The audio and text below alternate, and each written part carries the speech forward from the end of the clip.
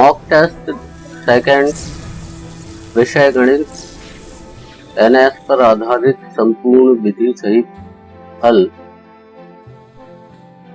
कक्षा 8 हेतु वाय विनोद कुमार चौरसिया।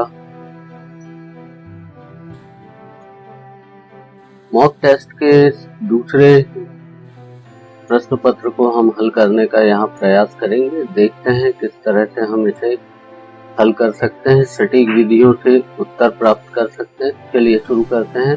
प्रश्न क्रमांक 16 यहाँ पर हमारे सामने है। यहाँ 5 सही 2/3 मीटर लंबी रस्सी का मूल्य दिया गया है 12 सही 3/4 रुपए। रस्सी का हमें प्रति मीटर मूल्य ज्ञात करना है। तो यहाँ पर हम देख सकते हैं कि 5 सही 2/3 यह मिश्र भिन्न है। इसे अगर हम विषम भिन्न में परिवर्तित कर लें अर्थात 17/3 के रूप में, इसी प्रकार से 12 सही 3/4 को हम 51/4 के रूप में परिवर्तित कर लेते हैं। और एक एक नियम की सहायता से जब हम हल करें तो इस तरह से हम इसे हल कर सकते हैं कि जबकि 17/3 मीटर लंबी रस्सी का मूल्य दिया है 51/4 रुपए, तो 1 मीटर लंबी रस्सी का मूल्य 51/4 गुणा 3/17 अर्थात 9/4 रुपए होगा। या 9/4 को 9 को 4 से अगर हम विभाजित करते हैं तो 2 सही 1/4 आएगा, जो कि हमारा ऑप्शन क्रमांक ए में दिया गया है। तो इसका सटीक उत्तर सही ऑप्शन ए होगा, जो प्रश्न ऑप्शन ए में हमें दिखाया गया है। अगले प्रश्न को देखें। प्रश्न क्रमांक 17 में हमें यहाँ पर एक वर्ग अंतराल और बारंबारता सारणी दिखाई गई है और यह वर्ग अंतराल हमें दिए गए हैं और उनकी बारंबारता उनके सामने दी गई है। यहाँ पर पूछा गया है कि ऊपर दी गई तालिका में वर्ग अंतराल 250 और 300 की बारंबारता क्या है। तो हम देख सकते हैं कि 250 और 300 के सामने 143 लिखा है, तो इसकी बारंबारता 143 143 होगी, जो कि ऑप्शन सी में हमें दिया गया है। तो इसका सही और सटीक उत्तर होगा हमारा ऑप्शन सी। अगले प्रश्न को देखें। यहाँ 10 की घात 100 का मान निम्न में से किसके समान है। तो हम देख सकते हैं कि घातांक के नियमों के अनुसार x की घात m गुणा x की घात n बराबर होता है x की घात m धन n। अगर आधार समान हो और उनके बीच में गुणा हो तो उनकी घातें आपस में हम जोड़ देते हैं, m धन n के रूप में हम लिख लेते हैं। तो यहाँ पर ऑप्शन बी इसी तरह से दिया गया है। बाकी में यहाँ पर ऑप्शन ए में धन लगा हुआ है, ऑप्शन सी में भाग लगा हुआ है, ऑप्शन डी में गुणा है, परंतु यहाँ 10 की घात 10 है और यहाँ 2 है। जबकि यहाँ देखें तो 10 की घात 50 धन 50, जो कि इस सूत्र के अनुसार 50 धन 50 100 हो सकता है, 50 + 50 = 100। तो इसका मतलब ये होगा कि हमारा ऑप्शन बी जो है वह सटीक उत्तर होगा। तो इसे आप बी ऑप्शन पर गोला लगाएं और उसे ब्लैकिश करें पूरी तरह से। अगले प्रश्न को देखें। प्रश्न क्रमांक 19 में यहाँ बीजी व्यंजक -x⁴ × y⁴ में संख्यात्मक गुणांक या कोफिशिएंट जैसे हम इंग्लिश में कहते हैं पूछा गया है। हमें मालूम है कि किसी भी बीजी राशि में या किसी भी अंक के साथ 1 का गुणा सामान्यतः रहता है। तो यहाँ पर चूंकि ऋण दिया गया है तो इसका सही उत्तर होगा -1, जो कि इसका कोफिशिएंट या संख्यात्मक गुणांक होगा। तो अतः सही उत्तर ऑप्शन बी होगा। अगले प्रश्न को देखें। यहाँ 10 लड़कियों की ऊंचाइयां सेंटीमीटर मापी गई है और निम्नलिखित परिणाम प्राप्त हुए हैं। तो यहाँ पर 10 लड़कियों की ऊंचाई जो कि माप हमें दी गई है इन सभी का अगर हम यहाँ योग करते हैं तो यह योग होता है 1414, 1414 होगा। और कुल आंकड़ों की संख्या है 10। तो हमारा औसत निकालने का, माध्य निकालने का सूत्र होता है सम ऑफ ऑब्जर्वेशन या सभी आंकड़ों का योग बटे आंकड़ों की कुल संख्या। यह माध्य का सूत्र है। अगर इसमें हम 1414 को 10 से विभाजित करें तो हमें प्राप्त होगा 141.4, 1141.4। तो यह हमारे ऑप्शन सी को संतुष्ट करता है, अतः सही उत्तर इसका ऑप्शन सी होगा। अगले प्रश्न की ओर चलें। प्रश्न क्रमांक 21 में पूछा गया है निम्नलिखित में से कौन सी परिमेय संख्याएं 2/3 और 3/5 के बीच स्थित हैं। तो यहाँ पर हम देख सकते हैं कि 2/3 और 5/3, 3/5 का अगर हम लघुत्तम निकालें तो यह आएगा 15। क्योंकि 3 के टेबल में 15 तो 5 से इसको मल्टीप्लाई करेंगे ऊपर और नीचे तो हमारे पास मिलेगा 10। और 5 के टेबल में 15 3 टाइम्स में आता है तो 3 से मल्टीप्लाई अंश और हर को करने पर मिलेगा 9। तो इस तरह से हम देख सकते हैं कि 19/15 यहाँ पर हमें एक परिमेय संख्या प्राप्त हो रही है। तो इसका सही उत्तर 19/15 हो सकता है। अगले प्रश्न क्रमांक 22 में देखें हम 8472 और 6516 का योग निम्न में से किस अंक से विभाजित नहीं होगा। तो यहाँ पर विभाज्यता नियम को हमें ध्यान रखना पड़ेगा कि 2 से विभाज्यता का नियम है कि अगर किसी संख्या के इकाई अंक में 0, 2, 4, 6, 8 हो तो वह संख्या 2 से विभाजित होगी। 3 से विभाज्यता का नियम है कि अंक किसी संख्या के सभी अंकों का योग अगर 3 से विभाज्य हो जाए तो वह संख्या 3 से विभाजित होगी। 4 से विभाज्यता का नियम है कि दी गई संख्या के दहाई एवं इकाई 2 अंकों का योग, दो अंकों को अगर हम 4 से विभाजित करके देखें और वे 4 से विभाजित हो जाते हैं तो संख्या 4 से विभाजित होगी। 5 से विभाज्यता का नियम होता है कि किसी संख्या के इकाई अंक में यदि 0 अथवा 5 आ जाए तो वह संख्या 5 से विभाजित होगी। तो इसका मतलब है कि यहाँ पर इनका इकाई अंक हम देखें 6 और 2 को ऐड करेंगे तो 8 होगा।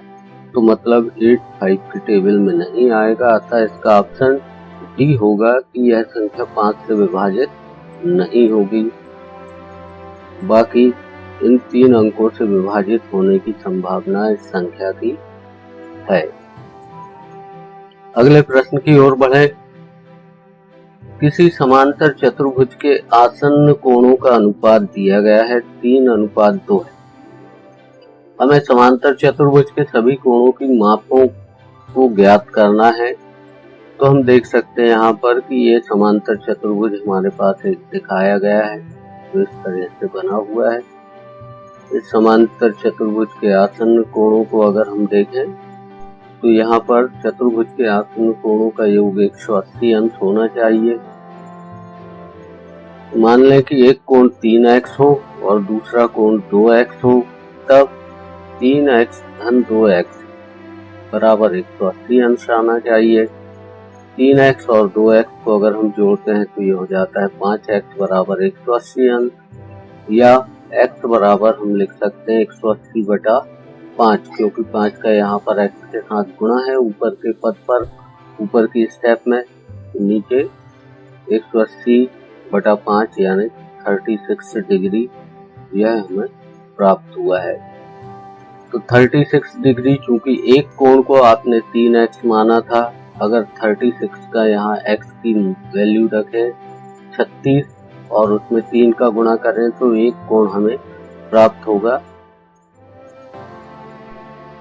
3 गुणा 36 बराबर 108 अंश, और दूसरा कोण क्योंकि 2x रखा था तो दूसरा कोण होगा 2 गुणा 36 यानी 72। तो इस प्रकार से हम देख सकते हैं कि सभी कोणों की माप क्रमशः 108, 72, 108, 72 होगी, जो कि ऑप्शन ए में दिया गया है, दिखाया गया है। तो अतः सही उत्तर इसका ऑप्शन ए होगा। अगले प्रश्न क्रमांक 24 की ओर बढ़ें। प्रश्न क्रमांक 24 में निम्नलिखित में से कौन सी संख्या 3/4 और 7/4 के बीच में है। तो अगर हम देखें कि यहाँ पर 3/7 यहाँ दशमलव में उत्तर दिखाए गए हैं। 3/4 को हम चाहें तो दशमलव भिन्न में बदलें तो 4 से 3 को विभाजित करने पर हमें प्राप्त होगा 0.75। इसी प्रकार से 7 को 4 से विभाजित करने पर प्राप्त होगा 1.75। तो 1.75 और 0.75 के बीच में जो अंक आ सकता है, क्योंकि 1.8 1.75 से बड़ा है, 1.95 1.75 से बड़ा है, 0.5 0.75 से छोटा है, तो यह बीच में नहीं आ सकता। अब हमारे पास ऑप्शन डी बचता है, जो कि 1.25 है और यह 0.75 से बड़ा है और 1.75 से छोटा है। तो सही उत्तर इसका डी होना चाहिए। तो इस तरह से आप इस ऑप्शन को ब्लैक कर दें, पूरी तरह से ब्लैक करें। अगले प्रश्न क्रमांक 25 में एक समद्विबाहु त्रिभुज का आधार 4/3 सेंटीमीटर और उसका परिमाप 62/15 सेंटीमीटर है। उसकी दो बराबर भुजाओं की माप का योग क्या होगा, पूछा गया है। दो बराबर भुजाओं की माप का योग पूछा गया है। इस प्रश्न में कंफ्यूजन नहीं होना चाहिए, इसका हम उत्तर जानते हैं। यहाँ पर एक समद्विबाहु त्रिभुज दिया गया है जिसका आधार यहाँ हमें 4/3 दिखाया गया है और इसकी एक भुजा को आपने अगर x माना, दूसरी भुजा को भी हमें x मानना होगा, क्योंकि यह समद्विबाहु त्रिभुज है जिसकी दोनों भुजाएं बराबर होती हैं। अब इसका हल करने का प्रयास करें तो हमें मालूम है कि त्रिभुज की परिमाप जो होती है त्रिभुज की तीनों भुजाओं की मापों का योग होती है। अतः इस आधार पर हम त्रिभुज की परिमाप निकालें। तीनों भुजाओं की मापों का योग यानी पहली भुजा धन दूसरी भुजा धन तीसरी भुजा या आधार भुजा, ये बराबर 62/15 आना चाहिए। तो यहाँ पर x जोड़कर हो जाएगा 2x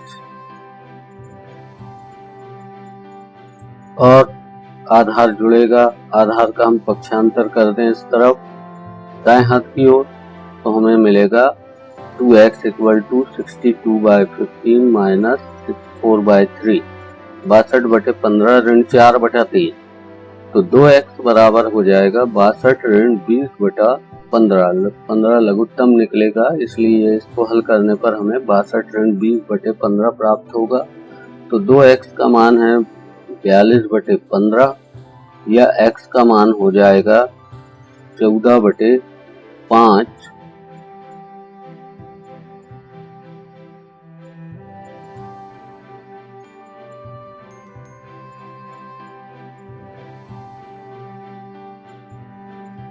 तो यहाँ पर हम उत्तर की जांच करके देखें कि 7/5 अगर आप रखते हैं यहाँ पर, जैसे कि ऑप्शन में कुछ वीडियो में दिखाया गया है 7/5 इसका सही उत्तर होना चाहिए।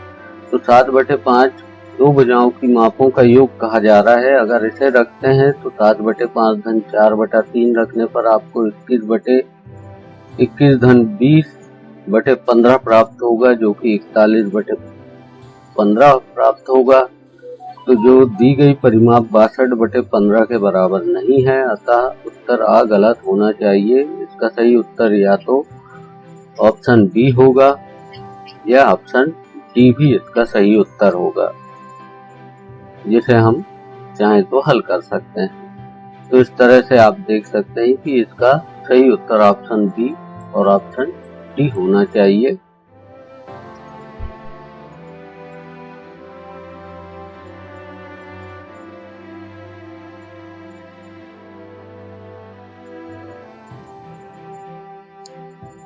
प्रश्न क्रमांक 26 में पूछा गया है 20 की घात 30 निम्न में से किसके समान है। तो यहाँ पुनः हम x की घात m धन x की घात n सूत्र का प्रयोग करके यहाँ पर देख सकते हैं ऑप्शन डी हमारा सही ऑप्शन होगा। प्रश्न क्रमांक 27 को सलमा की आयु उसके पुत्र की आयु की 3 गुना से 2 वर्ष कम है। यदि पुत्र की आयु x वर्ष है तो सलमा की आयु को प्रदर्शित कैसे करेंगे।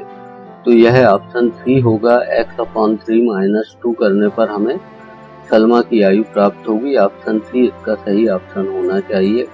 अगले प्रश्न क्रमांक 28 में देखें कि निम्न में से कौन सा विकल्प अधिक परिमाण को प्राप्त करेगा या प्रदर्शित करेगा। तो हम यहाँ देख सकते हैं कि ए जो है शून्य के बाईं ओर लिखा है अर्थात यह माइनस है।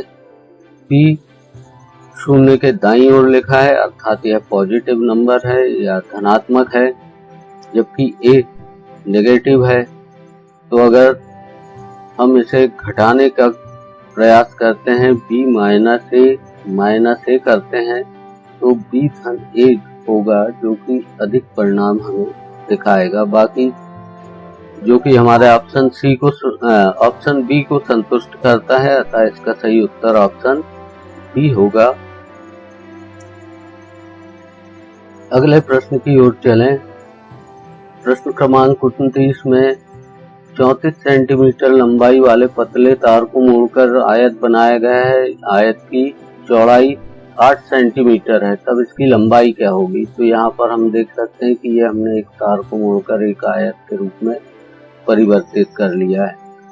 तो यहाँ दी गई है आयत की चौड़ाई आपको 8 सेंटीमीटर और परिमाप 34 सेंटीमीटर। हमें आयत की परिमाप का सूत्र मालूम है कि आयत की परिमाप जो होती है परिमाप बराबर 2 गुणित कोष्टक में लंबाई धन चौड़ाई होता है। इसी सूत्र का उपयोग करके हमने नया सूत्र बना लिया है आयत की लंबाई बराबर परिमाप बटे 2 ऋण चौड़ाई। इस सूत्र का जब हम प्रयोग करते हैं तो यहाँ पर परिमाप 34 रख दें और उसे 2 से विभाजित कर दें और चौड़ाई 8 रख दें तो हमें 34 को 2 से विभाजित करने पर 17 ऋण 8 प्राप्त होगा। 17 में से 8 घटाने पर 9 प्राप्त होगा जो कि हमारे ऑप्शन सी को संतुष्ट करता है। अतः सही उत्तर इसका ऑप्शन सी होना चाहिए। अगले प्रश्न क्रमांक 30 में देखें। रूबी और गीता एक कक्षा में पढ़ती है। 3 विषयों की परीक्षा के अंक नीचे दिए गए हैं। रूबी के अंक इस तरह से दिखाए गए हैं और गीता के अंक हमें इस तरह से दिखाए गए हैं। तो रूबी के अंकों का योग अगर हम देखें तो यह होता है 204, गीता के अंकों का योग होता है 200।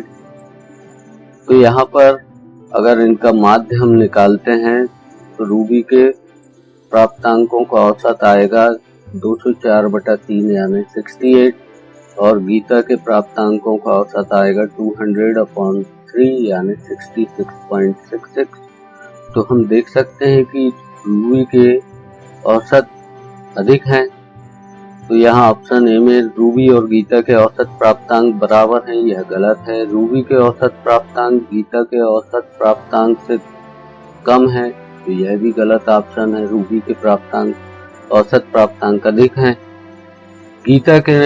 गीता ने हिंदी विषय में रूबी के औसत प्राप्तांक से अधिक अंक प्राप्त किए हैं तो यह सही ऑप्शन होना चाहिए सी।